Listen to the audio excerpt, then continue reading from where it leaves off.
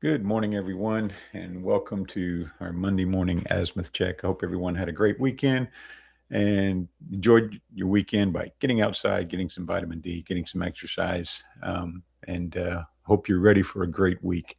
And thanks if you're joining me live, and thanks for uh, joining the replay.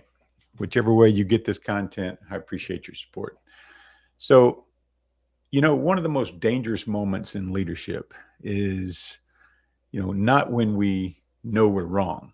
It's when we're wrong and still feel completely confident. And this is where an effect called the Dunning-Kruger effect really becomes important.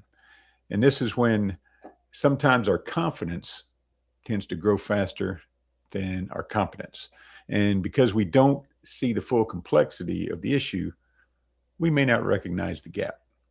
You see, most people use the Dunning Kruger effect as a label for someone else. And the more useful question is, where might this be happening in me? So this doesn't become, or it's not always arrogance or overconfidence. It can happen when our experience in one area is mistaken for expertise in another.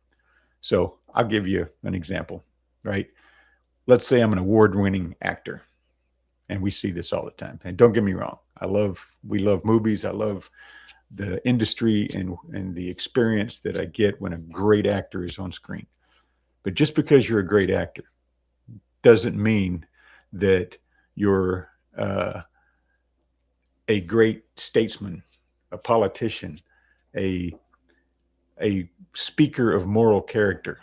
Okay, so when we don't stick to one area of our expertise, we tend to think that, maybe I'm just as talented in this area as another. So in organization or in business, this risk isn't simply that we have blind spots, right? Our position may prevent anyone from helping us see them. If I'm the CEO, less people are going to talk to me about it. And that's where the problem lies, because this leadership behavior rarely stays personal. It actually becomes cultural.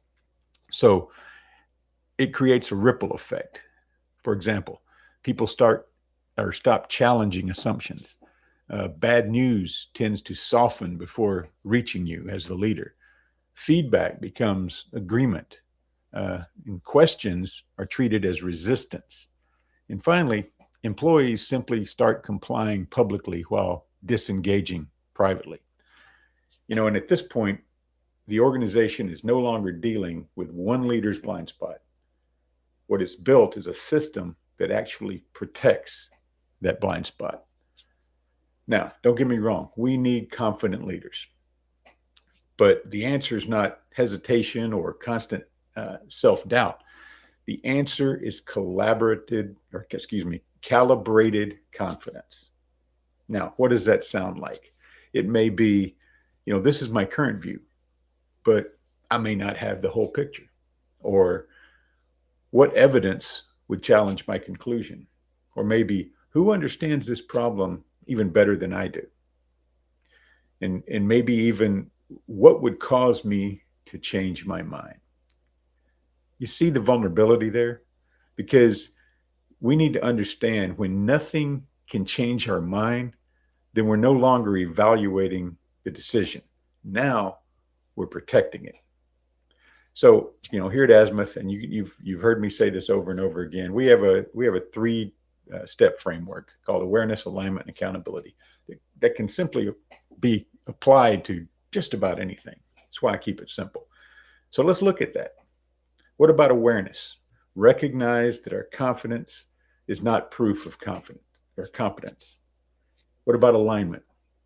We want to test our assumptions against evidence, changing conditions, and the people closest to the problem or the work. And finally, accountability. Where does that come in? Accountability to change your behavior when reality changes your original conclusion. So, leadership maturity is not demonstrated by always having the right answer. It's demonstrated by having the humility, the discipline, and courage to recognize when, frankly, our answer may need to change. So here's a question I'll leave you with as you start your day and your week. What have you built around yourself to help you see what you cannot see alone? God bless. Thanks for joining me. Have a great week, and we will see you next week on Monday Morning Azimuth Check.